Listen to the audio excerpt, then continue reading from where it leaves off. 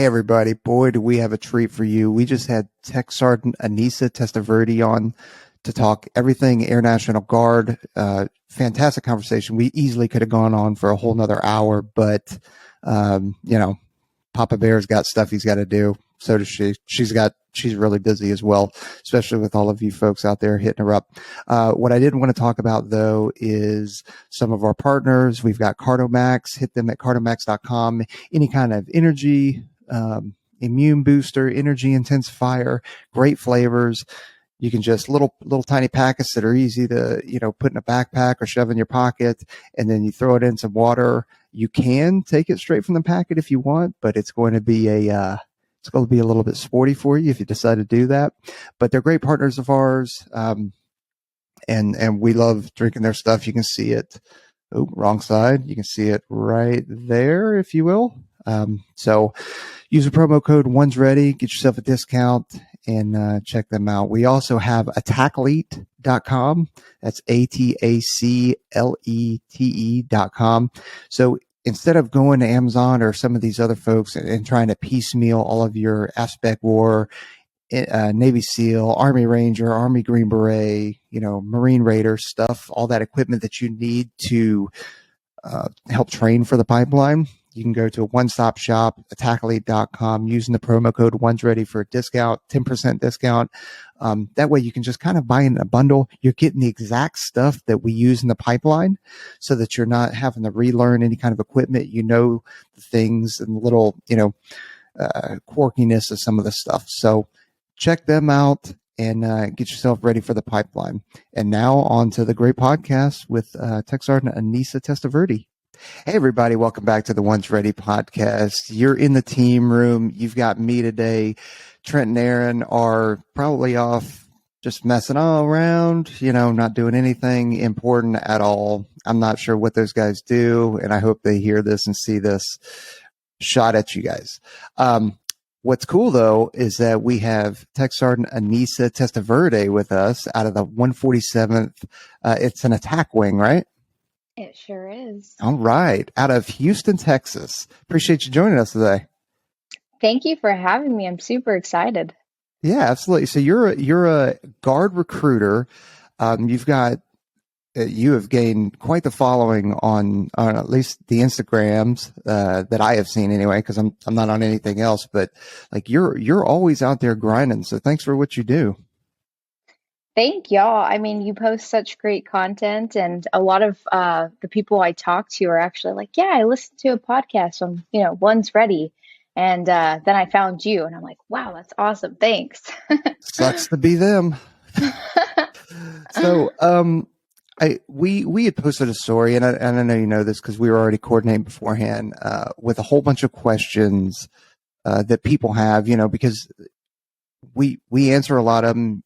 All of the recruiters, to include yourself, answer a lot of them. Like everybody's busy on Instagram, Facebook, just the regular phone calls and emails that you guys get, the drive-bys that are people stopping in. So, and hopefully people find you in the office, because we were just talking beforehand and you were saying, how many people that you cover. So tell me about your area and like the demographics and how many people you guys are covering and what's your manning at the office? So as of right now, we have 2 production recruiters for the entire Houston city and surrounding areas. So just to give you an example of how large Houston is, one county, we have over 7 million people. So you can imagine 2 Air National Guard recruiters covering that entire area. All of those people does become a little bit stressful. And so I hear often, why am I not getting a call back right away? We do our very best to get in contact with you, reach out, text you, email you, message you back on Instagram. But there's so many things that we have to cover and so many people we are talking to on a daily basis that it does make it very difficult for us to be responsive within just a few hours.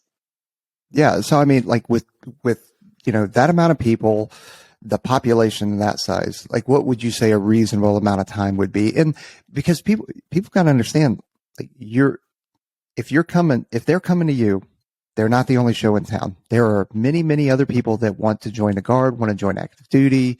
So as I'm saying this, I'm not saying it just, for you, but I'm saying it for all the other recruiters. I mean, if you're in a large area, it's going to take some time, because as you're like, I experience it, as you're DMing or as you're emailing, you get people that are walking in the door, or you get phone calls. You're not just going to ignore those people. Hey, let me finish this email. Like, you've got to address them, because you probably have a small window of getting that person before they're a little bit fed up and they're like, you know what, screw this. So what would be a good amount of time for you? Realistically speaking, I would say 3 to 5 business days. That's not including the days that we're off, family days, holidays, weekends. Yes, I do work weekends. Yes, I work nights. I'm constantly putting in extra hours so that I can reach back out in a reasonable amount of time. But I would say 3 to 5 business days. I know that, being in customer service, we would like to kind of decrease that time as much as we possibly can, but sometimes it's just not possible. Jeez. No rest for the wicked, huh? Yes. And then, as you probably know, just having social media in itself, that is a full-time job. It's super difficult to maintain and keep up with. So you're always trying to have a presence and posting things like that. Unfortunately, people see, oh, well, Sergeant Testaverde is online. She's posting stories. That means she's available to talk to me right now. And I'm like, oh, but that's how that works. I'm sorry. So yeah, this is my job, but I also have to have a life, and you also got to be able to take leave and, spend time with your family. You can't spend time on your phone constantly or just working. So yes. as great as the Air Force and the Air National Guard and all the services are, like, hey, I do need some time to myself or with my family. Sanity is very important. Absolutely. Yeah, very much so. So I want to kind of take it, we'll just say chronologically, if you will, because we've got a lot of questions from a lot of people that are interested in joining the Guard and the Air Force in general, but specific the Guard. And I do want to give everybody a heads up. Like, we will kind of focus on a lot of the TACP and EOD, because Anissa focuses on TACP and EOD, but some of the general Guard questions we will also hit. So with that, I'm a civilian coming off the street. I've got to take an ASVAB, right? Which is That's correct. Oh man, I can't. Do you know what ASVAB stands for? Because I couldn't even tell you. No. No, I don't know what the acronym stands for either. But so it's an aptitude test. But what are we looking at in terms of the minimums? We'll go with the minimums to be able to be a TACP or an EOD. I tell people, doesn't matter if you're just going TACP or EOD. If you're coming into any AFSC, I tell you, you want an average score of about 60-ish. Reason being is because a lot of the jobs within the Air National Guard, at least the ones that I work with, they're going to require higher ASVAB scores. The ones that don't require such a high ASVAB scores, I'm not going to lie, we're pretty full. And I think that's pretty much consistent without like Texas and other Guard bases. But you want to get at least a 60. At least a 60. And that's, I know there's different categories built within that, right? Correct. Yes. So there's mechanical, there's administration, general, and electrical. So each one of those categories are super important to focus on to get good scores. If you're trying to go into TACP or EOD and you miss out on one of those scores, so I believe TACP, I don't have it in front of me, but TACP, the general part is going to be the most important. And you want to be in like the 54, 55 range, if I'm not mistaken. Okay. And I'm going to ask this question because this just happened to a family friend of mine, where he went to a recruiter, and I'm going to say it's an Army recruiter. Air Force tends to not have that many issues getting recruits. However, some other services are missing their numbers. Not a shot at anybody, it's just the facts. And the Army recruiter said, "Hey, what are you doing tomorrow? Like, you got to work or anything?" And he was like, no, man, I'm off. He's like, cool, come do an ASVAB. Like zero prep, zero. I mean, he had less than 24 hours heads up, came in and he didn't do well. I mean, he's hasn't been in school in, 8 months or whatever it's been since they graduated last year. And he didn't do well on the test. What are the rules in terms of like if I take an ASVAB and I fail it, when can I retest it? So there are different ASVAB, I guess, tests you would say. The one that we use is the one that you would take at MEPS. So I will never send someone unprepared. One, work smarter, not harder, right? I'm not going to send an unprepared applicant to MEPS so that they're not successful. It doesn't make sense to do that. And then on top of that, there's a certain requirement on how long it takes before you can take it a second time. So I'm usually preaching to the choir when I say you need to study and you need to study very hard, because if you don't pass it the first time, you're going to extend your wait time to an additional 30 days. And if you have been waiting for a while and you're like, hey, I want to go right now, don't do that to yourself. Just study, make sure you're prepared, go to MEPS, take the ASVAB, you'll do great. So I'm usually harping on that to everyone that goes through. Yeah, and there's books, there's apps that you can use. So, and it's not like it's not a crazy hard test. It's just that if you're not prepared to do that kind of aptitude test, or you haven't been in school in a while, it's just a good refresher. It's not like you've got to take months upon months to study. I mean, you could Yeah. probably take a week or two and you'd be good. And I actually tell people all the time, it doesn't matter if you have a bachelor's or a master's degree. Some of the stuff that you are being tested on for the ASVAB is stuff that you might have learned in the seventh grade, just very, very basic knowledge stuff. And I have seen that applicants will come in, oh, I have a master's degree. I don't have to take this seriously. Oh, I've already taken the MCAT. I made a 100 on the MCAT. And then they come through, they take the ASVAB and they get a 30 or 40. And they say, well, why did that happen? Did you study for the ASVAB, or did you just study college material and think that you're going to get away with it? You could be a really smart person and still do really poorly on this test.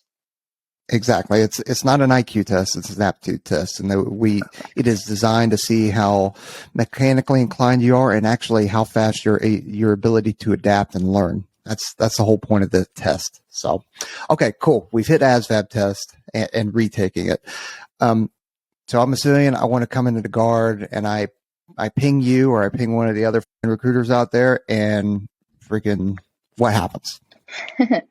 So yes, the first step is, hey, contact a recruiter. For any AFSC, I would say, hey, you're going to talk to a recruiter.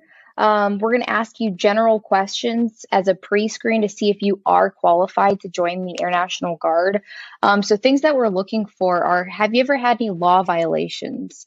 Are you currently taking medications? Have you taken medications in the past? How long ago has it been since you've taken these medications?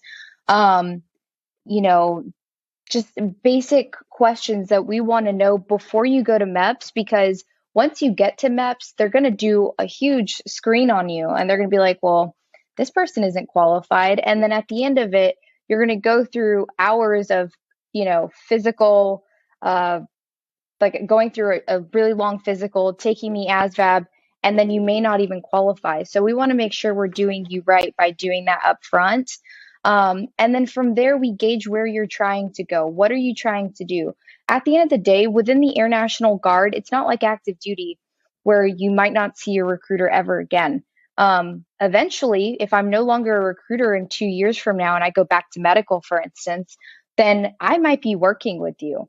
So I don't want to put someone in the wrong job or the wrong unit that maybe your personalities won't mesh. So there's a lot that we look into. It's kind of like matchmaking, but with units. So that's going to be super important. Once we go through all of that, we start paperwork. You start the paperwork, you get everything signed off. I get documents from you, so Social Security, driver's license, birth certificate. If you're still in high school, then I need a high school letter saying, hey, this person is going to be graduating. And then if you have, for instance, braces, then we need a letter from your orthodontist saying, hey, you're going to be taking off these braces before you go to basic training. So those are the things that we'll do. And then eventually we'll schedule you for MEPs. Now, keep in mind that getting you to MEPs is a little bit difficult now, because most people in high school or even in elementary school are being put on medications. So if you do have a past medical history of any kind, we have a new system called Genesis. And Genesis allows MEPs to see almost everything. So you're not going to get away with not telling your recruiter, because at the end of the day, you're going to go through MEPs and they're going to find it. And there's a good chance that they're going to kick you out of MEPs and you're not going to be able to do anything that day. So you just wasted a whole night at a hotel and woke up super early in the morning. And then you're going to have to call me and explain to me why you lied or you didn't disclose something, which is not going to be a good conversation. And then in addition to that, I'm going to have to get a bunch of documentation from you. So just knowing that stuff in advance is going to be super important because it'll save you time. Once you go through MEPs, like I said, you'll go through a physical. It's going to be a full physical. They make you do crazy things at MEPs. Probably remember that. And then you take the ASVAB. That same day, I pretty much know whether or not you're going to qualify for one job, 0 jobs, or 10 jobs, because I'll get the ASVAB scores back that same day. So I will say it is a little bit different if you're trying to go special warfare. So if you're trying to go TACP or EOD, I kind of do the vetting for the 147th ASOS, at least somewhat in the front. It eliminates that me having to reach out to the unit and them vet, and then we go throughout the next steps. They give me a little bit of freedom in the fact that they kind of know, like, hey, Testaverde knows what we're looking for, so go ahead, vet them. And most of the time, whenever I'm talking to someone who is interested in TACP or EOD, within the first 10 minutes, I can tell you whether or not this person is going to be a good candidate. Reason being is whenever you start using words like, I think this is what I want to do, or this is my second option, or can I do this, but then like my goal is to do this in the end, those are all things that are going to be like red flags for me, because we're looking for people who are fully devoted to this career field. We don't want this to be just a stepping stone for you to go into a different career field, or I don't know, just all of those things. So, and also if you have a bad attitude, you're not going to be successful. It's highly unlikely. For TACPs and EODs, I will say that I'll have all of these conversations. I'll have 50 conversations with 50 guys in 1 week, and out of those 50 people, 0 may end up ever taking an IFT, or you may get 1. You may get super lucky. And that's usually not the case. I could say most of the time I'm working hundreds of people before one person takes the IFT. So I take it with a grain of salt. Every conversation, I usually give about an hour of my time, which if you can imagine, if I have 7 people calling me about TACPs, that's 7 hours gone. That's an entire day. That means I didn't even get to touch anybody else who's interested in joining. So never take for granted the time recruiters are giving you, especially for those AFSCs that require the full lowdown of the career field or the pipeline. So what ends up happening is I'll talk to somebody, I will let them know, hey, these are the steps, this is how it's done. And I kind of just say, hey, if you're not going to contact me, I'm not going to contact you. And maybe that's not the correct way to do it, but at the end of the day, I've done this so many times that the guys who want to do it will call me back. They will text me back, and they will provide me all of the documents that are needed to start the process. So typically the first step for a TACP, contact your recruiter. Well, for me, it's, hey, contact your recruiter. You don't necessarily need to contact the unit first. I know other ASOSs may be different in that manner because they don't necessarily have a special warfare recruiter who kind of vets them at first. And then once we've had a conversation, you tell me, hey, this is my timeline. I think I could be ready in 2 weeks for the IFT. Perfect. So in 2 weeks, contact me, let me know you're ready. Once you say, hey, Sergeant Testaverde, I'm ready to take the IFT. How do I go about this? I will get you in contact with the unit. I'll say, this is, this person, he's non-prior service or he is prior service. He would like to schedule an IFT for the next few weeks or somewhere in the next few weeks. Can you work with him on getting that started or scheduled? And they'll say yes. They'll get it scheduled. They'll come in for an IFT. And then once they've gone through the IFT process, that same day, they're going through an interview. The interview is very informal, but you usually have a few of our TACPs sitting down with you, asking you questions. And I always tell people that the interview is going to be super informal in the sense that they just want to get to know you as a person. They saw what you were able to do on the IFT. They could see if you're physically fit. They could see if you give up, 10 minutes in. So those things you've already kind of passed or didn't pass. And then they just want to see, okay, is this guy going to be a good fit for the unit? Once that's done, the ASOS will reach out to me and let me know whether or not they want that guy. If they want that guy, then the process starts for getting your documentation, sending you to MEPs, and then going from there. So I don't send anybody to MEPs until they have an IFT and approval from the unit, because otherwise that's an additional 48 hours of your time that you just wasted if you can't pass an IFT. Wow. You nailed that. So there's three things, and I wrote them down just because I wanted to hit real quick that you said. So when we start talking about wasting time, right? Wasting their time, essentially wasting your time. I'm going to say this, but feel free to hop in on this.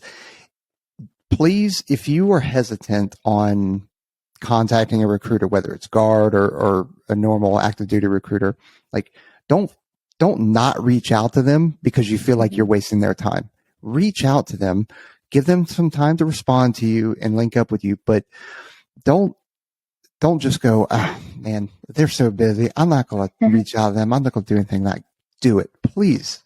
I mean, because if not, you're never going to know. I don't know if you have anything on that, but I would definitely say, yeah, reach out to us, especially making a huge decision like special warfare. That is a huge decision. And sometimes you don't know half of what you need to know to make a good and informed decision. So I could help you with that. At the end of our conversation, you'll know whether or not you are capable of being successful in this career field. Some things like, hey, you're going to be gone for 2 years. Can you handle that? Some people don't even think about that. Oh, well, my family, maybe my finances, my civilian job. So have the conversation with the recruiter, see if you are a good candidate for special warfare.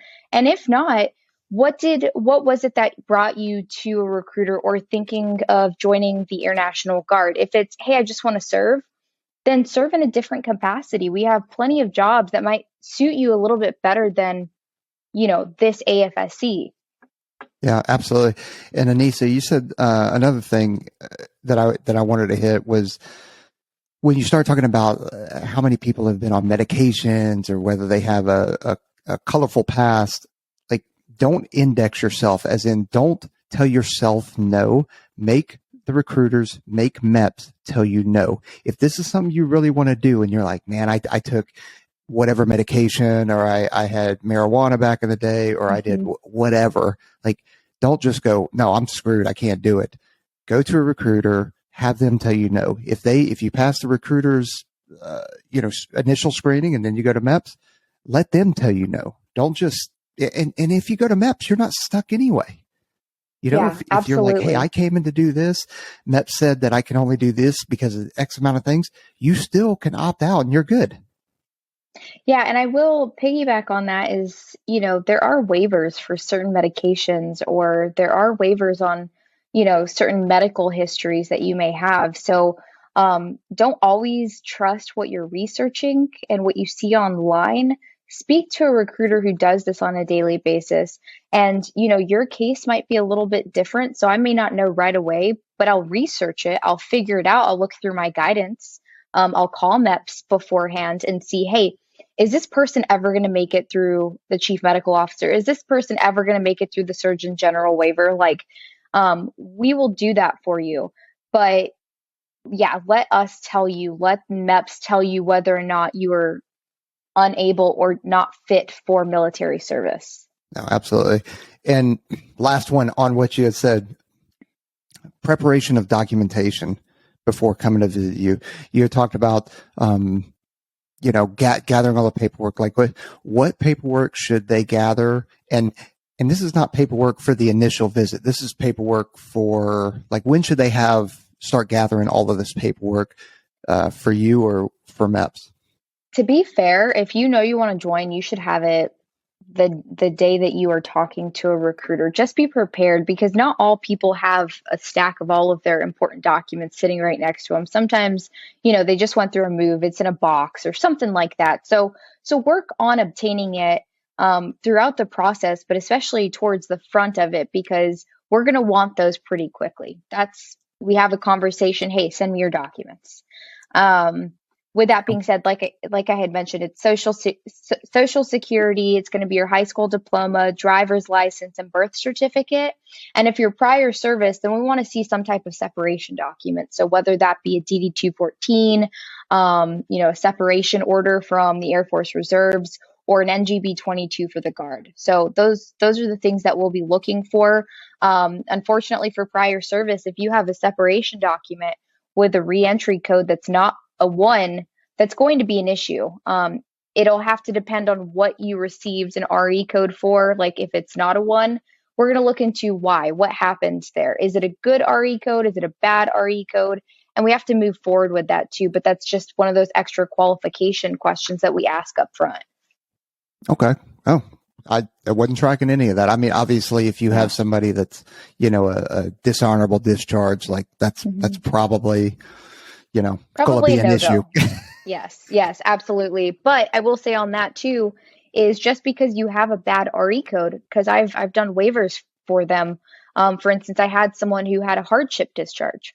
Well, this person had a real reason for getting out of the service. He had an honorable discharge. I'm not going to tell him no just because he had a really rough time. Like, I'm not heartless. So a waiver is possible for some of those reentry codes. Okay. All right. Moving along a little bit in terms of living. Oh, actually, you know what? Okay, cool. I make it past MEPS. Then what? So once you pass MEPS, if there's no waivers needed at that point, then I will start looking into what jobs you qualify for. So I'll look at your scores. I'll look at medically, if you were, let's say you don't have any depth perception, but there's going to be some jobs that you don't qualify for because of that. But typically it's going to be the score. So I'll look at all of it, and I will come up with a list of vacancies that we have in our base or at our base. And then I'll say, all right, here are 10 different jobs that you qualify for. Which one is the one, which ones are you most interested in? So if you're just interested in any AFSC, not special warfare, then you're going to get an option of getting a tour. You can go and tour the base. You can meet each unit, talk to leadership, and make an informed decision for yourself which unit is going to be the best. Now, if you are trying to go TACP or EOD, once you've made it through MEPS at this point, you've already done the IFT, you've already been vetted, you've already been approved by the unit. Now it's just a matter of getting you enlisted. So we'll get you enlisted. We try making it a big deal because, especially for special warfare, actually, I guess you would say for any AFSC, it's a huge accomplishment to make it through all of those steps. And then we want to see family, we want to see friends, and, record the entire enlistment process for you. So make it as best and as fun as possible, so it's like memorable. Oh, that's cool. Like when we start talking about, selecting units and stuff like that, you're recruiting for full-time guard and part-time, right? So the full-time positions are going to be a little bit difficult. For full-time positions, you have to already be in the Air Guard. So I won't really touch that too much unless you are, let's say, transferring over from the Air Force Reserves, right? So something like that, you're interested in a full-time position, you actually have to go to like go through the boarding process and be selected prior to working with a recruiter. So that's the very last step, is working with the recruiter. So most of the positions I will work in filling are going to be the part-time jobs. Oh, okay. I Yeah. wasn't tracking that. So if that's the case, then what is kind of the distance that you're, authorized to, live from the unit that you happen to be assigned to? Because in full disclosure, I know every unit's different, or I believe every unit's different, but I know each state is different. So what is it for your Yes. area? So I would definitely say every unit is different, because I can't speak for the rest of the units in Texas. We are completely different. Certain AFSCs will say, hey, like, let me just give you an example, like sensor operators or intel analysts. They're working a 24/7 mission here at the 147th Attack Wing. And oftentimes those positions are going to be looked at for some full-time opportunities, even if it's for a couple of weeks here and there. What they don't want is to have someone who is out of the state, or living 600 miles away, because it's going to make it more difficult to get you on orders, right? So for sensor operator, intel analyst, we're thinking, hey, you got to be in the Houston or local area. For TACP, for EOD, doesn't matter where you're coming from. I have put people in from Wisconsin. I have put people in that are currently living in New Mexico. You don't have to live in the state of Texas to be a TACP or EOD. Just know that we only cover the cost of lodging. We don't cover the cost of airfare or gas. So keep that in mind. And then also, with that being said, that's only for your drill service, right? If you're going TDY, if you're going on a deployment, that doesn't count. You're going to get the lodging, you're going to get the airfare. We cover everything at that point, to include meals. So that's what makes it a little bit different. Okay. One thing that I want to make sure that I hit that I may have glossed over is development. On the active duty side, these folks know because we've talked about it before, but there are development sessions. There are developers that are regionally based all across the U.S. that help recruits get to the point where they can not only pass the IFT but help along the way and prep them for the pipeline. Can Guard utilize those developers? So I'm not going to lie, that I don't know. I know that there are developers that will conduct the IFT and stuff like that for our members, but most of the time you have to really kind of network with the special warfare recruiters.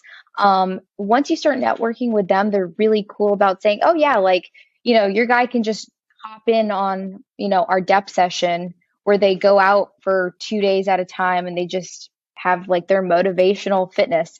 So at that point, you can kind of do it that way. I can't speak on the rest of the ASOSs, but I will say that leading up to taking the IFT, that's going to be the hardest part. A lot of it for the Air Guard, we don't have the same resources that active duty may have to prepare yourself for taking the IFT.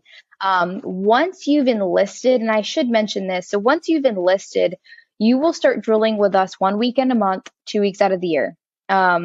So you're going to get paid for those 2 days that you come in, versus, well, when you're in the DEP program, you're not getting paid. You're kind of already working towards that federal time as well, because you are serving. And during that time, you're going to be put into a 1-level program.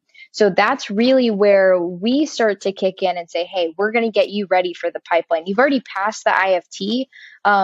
You're going to take the IFT every single time you come in for drill, and you are going to have motivational fitness every single day for hours at a time. It's going to be great. I usually give the spiel after they've enlisted, like, hey, take no offense to it. They are just preparing you for the pipeline. If you can't handle the pressure now, you are going to have a very difficult time in the pipeline. And in fact, they will notice that weakness before you leave, and they're likely never going to send you. They'll just say, this isn't a good fit for you, because the likelihood of you being successful at, prep, or going through the pipeline and graduating is slim to none. Yeah, you're absolutely right. And that I'm going to ask a question later on that's going to be specific on that, but I'm going to get myself out of order here if I do that. So yeah, I got to make sure. Is there an age requirement for on the guard side of the house, like a max age? So the max age is going to be 39. Once you hit 40, you are now a pumpkin. There's nothing we can do for you. The one exception to that is if you are prior service. So let's say you did 6 years active duty. You are now 46 years or 45 years old. You're good to go. Like, I've put in a 47-year-old that came in from the Coast Guard. He's going to kill it. He's going to do awesome. There's nothing that's going to prevent him from, being awesome. And the same applies to the ASOS. So it doesn't matter if you are 37 years old, as long as you have that motivational, like that internal motivation. It doesn't matter what age you are. Are you willing to push yourself? I get it all the time. Am I going to be successful at 37? Yes. And I would say most of the guys that I speak to are on the older side. They say, I want to serve in some capacity. And this is the coolest job that I've researched. This is what I want to do. Am I going to be successful? And at the end of the day, you have to ask yourself that, because no one else can answer it other than you. Are you physically fit? Are you mentally fit to go through that? Are you financially capable? Because stepping away from your civilian job, especially if you're making 200 grand, then you got to look at that pay decrease and then say, is this something that I can do? Is this something that my family can work through as well? Because that's a hard part, going through the pipeline and not being there mentally because you are worried about your life on the outside. That's going to be a killer for you. It's not going to be good for you. It's going to be hard. So yeah, absolutely. And on the other side of that, what's the minimum age? Like, if you have a 14-year-old that comes to you, I imagine you probably are like, hey, I'm probably not even legally allowed to talk to you. So what's the minimum age? yeah, when the 14-year-olds come and talk to me, I give them my card and I say, hey, in a few years, give me a call. But 17 as a senior. So if you are going into your senior year and you are 17 years old, we can get the process started. And I would say, hey, if you're a junior and you know what you're looking for, you can ask a recruiter those questions. You can start that conversation early. As soon as you turn 17 and you're going into, your senior year, let's talk. We can do this. Yeah, I mean, some of our responses to some of the 14, 15, 16-year olds, they're like, hey, I'm dedicating my life to training. It's like, hey, that's really cool, and that's great that you are getting physically fit, and that that you have your eyes set on a prize. But also, you're only in high school once. Don't throw all that away. Like, these jobs and this job is not going anywhere.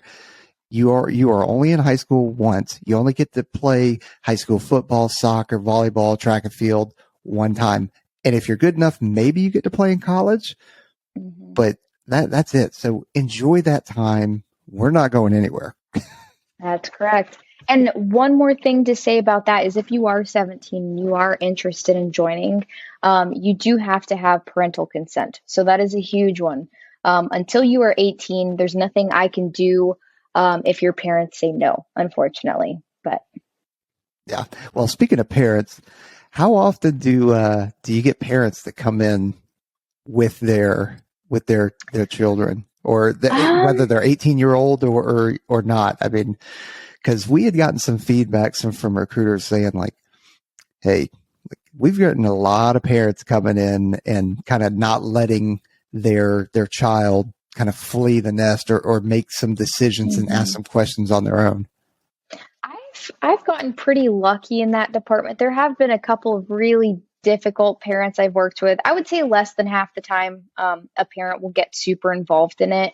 But the parents that I have worked with have been really great and they've been very supportive. One mother that I'm currently working with, she is so supportive of her son. All of her children are currently serving, minus the one who is, thinking about joining.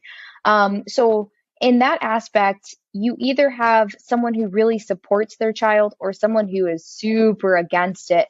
And at that point, I think the reason why I don't see those often is because I don't think their child is willing to contact me knowing that their parents are so Mm, against it. And it's okay. probably not going to be later in life where they say, well, mommy and daddy can't tell me what to do, so I'm going to do it anyways. And then they give us a call. So, yeah. I don't care what you tell me. You can't do anything about it. Exactly. So you had mentioned, being away for 2 years during a pipeline, which is about accurate, depending on how schools line up, depending on how well you do, if you get injured, recycled, or anything like that, whether it's in base training or during a pipeline. During that time, you are on active duty orders, correct? That is correct. So, whenever you're coming in 1 weekend a month in the one level program, you're going to be paid for those 2 days that you're with us. Once you go to basic training, or if you're prior service straight to SWIC or prep, you'll be put on active duty orders. During that time frame, you're going to be getting a full paycheck, healthcare, all that fun stuff. But there have been recent changes to that in the sense that it is considered a PCS once you reach, SWIC and pipeline. So it changes how you are funded. And I think that's the reason why it gets a little bit more challenging with families is, hey, this is a move. This isn't a TDY. Yeah. But so with that, your family, like your family's still going, are they going to remain, like I'm specifically on the guard side, are they going to remain wherever they left from? Because they're not going to PCS the family to Lackland. Correct. Yeah. So it will not be allowed. A PCS is going to be only for the service member. They will stay in the dorms. It doesn't matter if you're prior service or if you're non-prior service, and the family will have to remain wherever they're at. Obviously, they're encouraged, come see their loved one at some point, but to a certain extent as well, because these people are in a different atmosphere and they need to keep their brain in the game.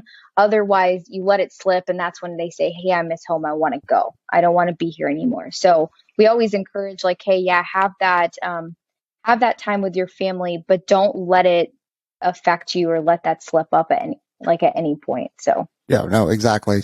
Distractions are a real thing. One of the, and I can't remember if Colonel Schindler mentioned this. I know that we kind of talked about it, but there is a noticeable decrease in, so, instructors have to take Christmas break or, the holiday break. So do students, stuff like that. But with the way the classes line up, there is a noticeable increase in quitting and decrease in motivation and focus around the holiday season, because you get these people that are all amped up. They just got a basic, they've been training for special warfare this entire time.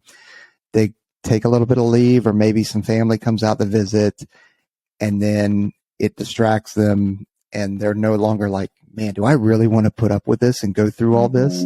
Like around the Christmas time, post Christmas, there is a lot of quitting that happens. Yeah. Yeah, and we don't encourage that, obviously. Self-elimination is not what we're looking for, at least at the 147th ASOS, or, I could probably speak to the rest of the ASOSs Yes, you could. at that point. Yeah. We don't want Self-elimination is not good. No, it's not good at all. Which is why, from the guard aspect, to stick up for whether it's an ASOS, an EOD unit, a special tactics unit, doesn't matter. Guard is a different thing than active duty. So that is why the guard can be a little bit more interview heavy and selective, because once they hire you, like, you're in for a while. So if there's any hint that you may self-eliminate or quit, like there's a good chance that they're probably not going to pick you up. Absolutely. Another one, it would be active duty transferring to the guard. And and this is actually something that I don't know. Do normal, ANG or Air National Guard recruiters handle that kind of stuff, or are there Yeah. specific? Okay, you do. We do, yeah. So there's going to be a couple of options. There's going to be the Palace Chase, which is essentially you're leaving your contract early. You're separating before your ETS. Um, the Palace Chase process, it's like you really should speak to your ISR. They're the gurus of how the packages work, who is most likely to be approved for Palace Chase. But I know you have to wait until at least half of your contract before you can start working that the package. And then as well as for Palace Chase, you have to be in an AFSC that is not super critical or undermanned. So TACPs do struggle with this one a little bit. But I have seen it. It has, they have been successful. So don't let that, discourage you from starting the process. Definitely try. The worst you can say is, hey, it didn't work out. I have to wait a couple of years. Palace Front is going to be where you wait until your date of separation and the day after you join the Air Guard. So you're wanting to start this process 6 to 8 months prior to when you want to separate. So for Palace Chase, let's say you want to separate in April, you're going to want to start 6 to 8 months prior to that. And for Palace Front, it's going to be the same exact thing. And I guess going to MEPs, you're going to want to make sure that, hey, if you have medical conditions and medical history, you're currently seeking medical care at an active duty base, then you're going to want to make sure that everything is fully documented, making sure that there are no loose ends, because if you have a loose end, hey, I broke my foot, but I never had a follow-up, our providers who are going to medically clear you here in Houston, they're going to say, well, we don't know if you are still having pain. Is this going to be an issue? Are you going to need to get on medications at some point? Are you going to need surgery at some point?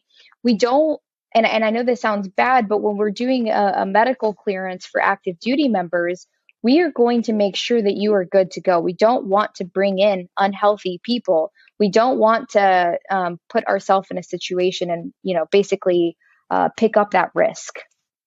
No, exactly. And the whole, it's not just a risk for the community. It's also a risk for the member too, because if you have an underlying issue that either you know about or you don't know about and you're kind of hiding, it is a risk to you. And maybe it's something benign, but I know there was somebody I was talking to and they were right on the verge because they had a curvature of the spine, scoliosis. And I know that there's I'm making this up, but I think it's 3% of a curvature, but I don't quote me on that, everybody out there. And he was very frustrated because he's like, this is all I've ever wanted to do and that kind of stuff. And he was a little bit older. I'm like, hey, and he didn't understand why they have that. I'm like, well, man, we are putting our bodies through some insane stuff over long periods of time, over years, lots of heavy weight. If you have a curvature of spine, like a healthy back at the end of this job typically has some pain, lower back pain, crushed discs, slip discs. I know plenty of people who have neck fusions, it's going to be rough. And if you're already at a predisposed issue, it's for your own good. It's also a monetary thing too, because now the DoD, regardless of service, has to pay for you for the rest of your life. And that gets expensive. So there's a lot of aspects to go into it. Yeah, I definitely agree with all of what you just said.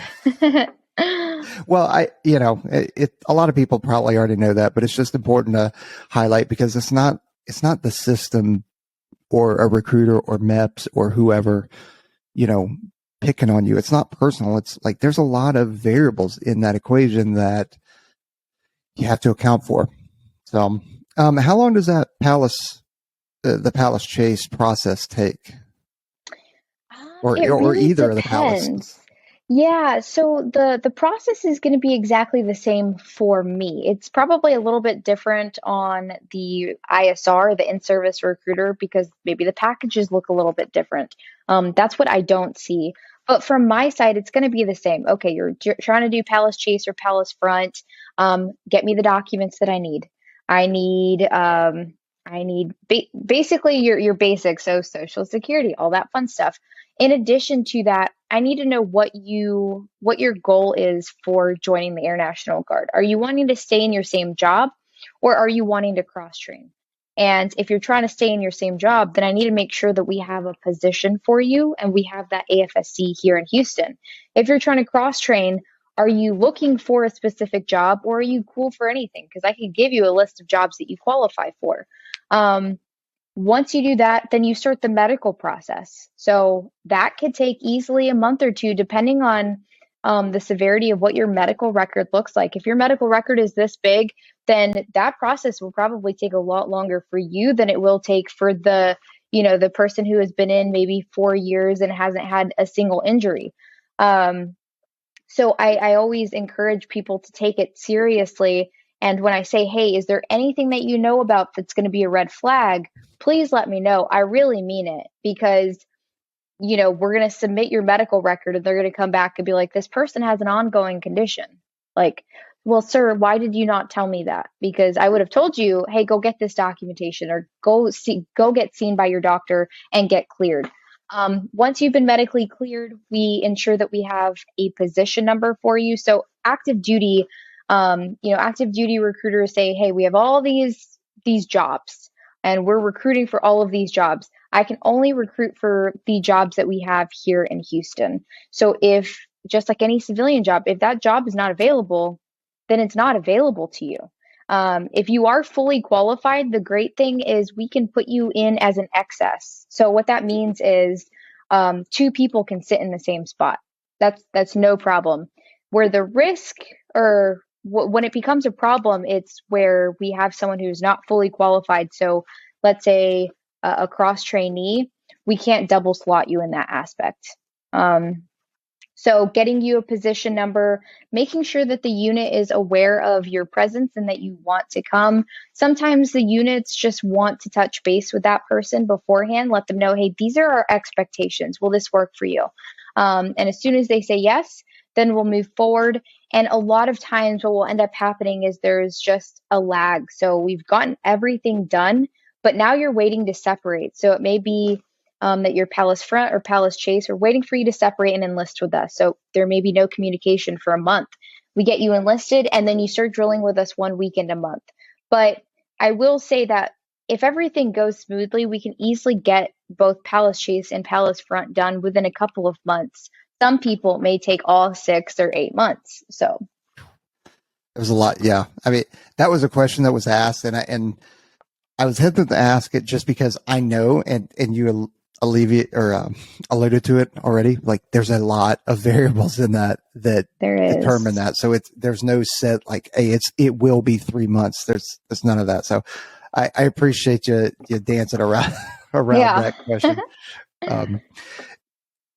One of the other ones was, what can be the expected ship time? So say I come to you as some geek off the street, and I've got all my paperwork and I can already pass an IFT, initial contact.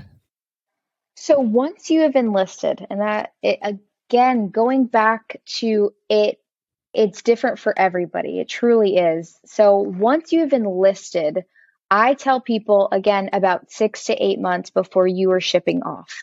While you are coming in 1 weekend a month and you're in the 1-level program, your main job, other than being physically fit and mentally fit for the pipeline, is getting your secret clearance done. So we differ from active duty in that aspect. We do it up front. We want to make sure that you can pass a secret clearance before we send you to basic training. So that in itself takes quite a few months. I'm not going to lie, especially if you're going into an AFSC that may require top secret. You can expect it to take a lot longer. So they look at that. So for, let's just say, TACP, you're going to need a special warfare physical. If you need any waivers at that point, it's going to have to go all the way up to the state air surgeon, who, there's 2 people. There's the state air surgeon and then the deputy state air surgeon who oversees all of Texas. So it takes a while.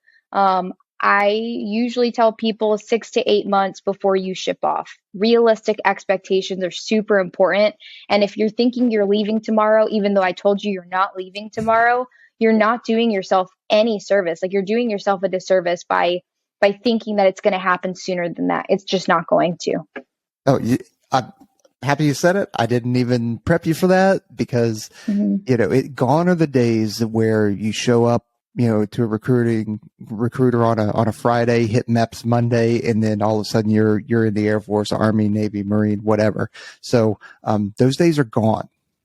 It takes a lot longer now for a bunch of whole different reasons. Like it's not just one thing, but no, that's good. Okay, so I already told you that I was going to ask you about that, but you had talked about characteristics of folks coming in, and that you can kind of tell, and that some of the members from the ASOS or other units that you're recruiting for will come and hang out and kind of do a soft interview and stuff like that. So what are some of the characteristics that you have noticed from people that made it, and then people that you're like, this is kind of a red flag. I'm highly doubting that you're going to make it. So what I'm looking for is how sure you are about wanting to be in special warfare. If you're calling me and you've not like already listened to the One's Ready podcast, or you're not researching about the career field, that's going to be a red flag for me, because this is not just any job. This is a very specialized career field. So I want to make sure that you've already done some research before you call me. Obviously, I can give you a bunch of information. That's no problem. But if you're calling me and you say, oh, I didn't know I have to go to the pipeline. Like, I didn't know it was going to be that long. Oh, I didn't know that there's an IFT. Well, okay, go out, do the research, figure out if this is something that you want to do, and then give me a call. But usually what I'm looking for is how sure you are about wanting to join. If you have ifs or buts, then that is going to be a reason for me to tell the ASOS, I don't know if this is a good fit for you. Also, if you say, hey, I'm 100 pounds overweight and I don't think I can pass the IFT for another year. Okay, well, get on that. Make sure that you are working very hard at preparing yourself for the IFT. If you're not physically there or not mentally there, then you're not gonna be successful. Other things is just being humble. So sometimes calling me and saying, oh, I could do this, I could do that. Oh, I already know, talking over me and saying, oh, I already know. I know that. Well, do you know that though? Because you're calling me asking me for answers.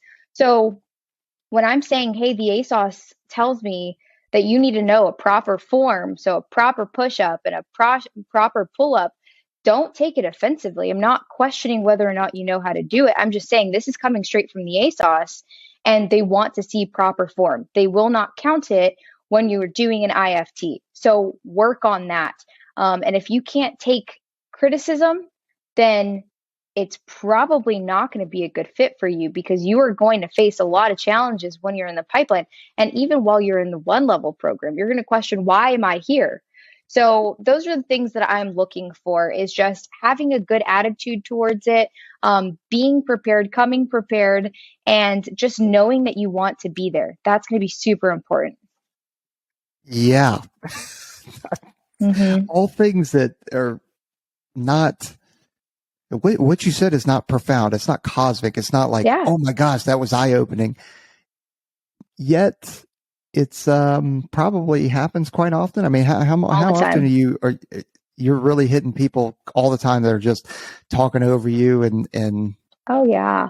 I think that's one of the biggest challenges of working with the special warfare community, TACP and EOD, is the fact that I'm not an operator and I don't actually have or hold the special warfare recruiter title. I've just engulfed myself in this, and I've gone quite a few extra steps. Like, I've gone to see SWIC. Like, I've I've spoken to instructors. I've gone on CAS trips with the ASOS. I'm there every day asking new questions, trying to see what's changed because things change all the time in the career field. So trying to be a SME, but also never having been an operator. So that's the biggest challenge. And a lot of the times, I will get people calling me saying, "Oh, I want to speak to an operator." Like, "You're not an operator." And I'm like, "I'm not an operator, but I am the first person you are speaking to on behalf of the ASOS, and you're not doing a good job. This is me offering you a job. And if you are coming to me and you're kind of being disrespectful, what does that say for the ASOS and them wanting to pick you up? Probably nothing good." So I may or may not make that into a reel. yeah, that'd be great.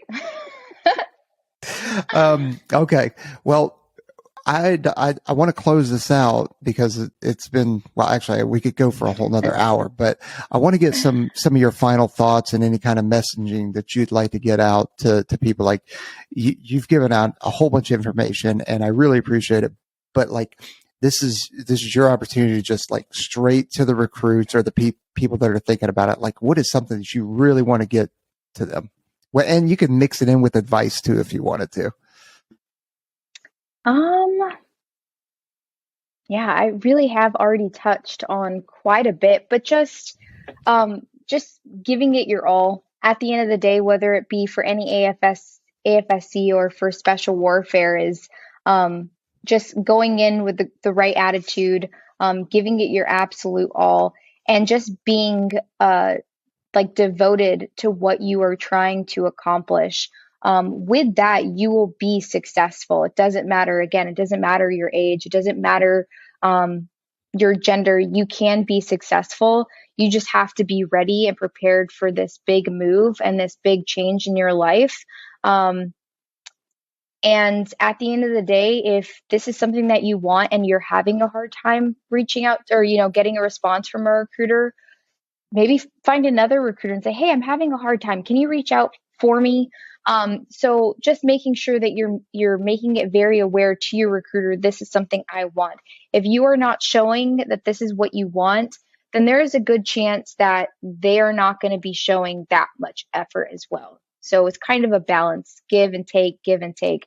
And if you're not calling me back, you're not texting me back, you're not training, you're not studying for the ASVAB, I'm going to start talking to someone who is very interested. So just keep that in mind. And I think if you get all of that down, then you will be successful and you'll love it like I have. So nailed it. I think that's a great place to wrap it up. Really appreciate your time. Thanks for everything that you do. Why don't you give folks where they can find you at? All your contact info? Yeah. So I can be found on Instagram. That's my biggest, social media is going to be Instagram. That's TechSergeant _Anissa _Testaverde. I know that's a mouthful. Sorry about that, but just look up One's Ready. They follow me. And then in addition to it, you can call me. I don't know if I can give my number. Can I give my number? I wouldn't give your phone. If you want to give out an office number, cool. I would not give out your cell phone. Well, you can reach me at the social media page, my Instagram page. Let's do that. At that point, if you are interested, then go ahead. Message me. We can email eventually and, get in contact with one another at that point. Right. But at the same time, like, yes, please reach out to Anissa, but at the same time, like, also find your local Air National Guard recruiter. And you can do that at airforce.com. Hit airforce.com/connect, find recruiter, into your zip code, and that'll actually give you all the active duty in your area, or at least the closest one. I think it gives you a range, and it'll give you the National Guard, and it'll give you any kind of special warfare near you. So, like, everything doesn't need to funnel towards Anissa. Yeah, but that would be a lot, and you probably won't get a response very quickly.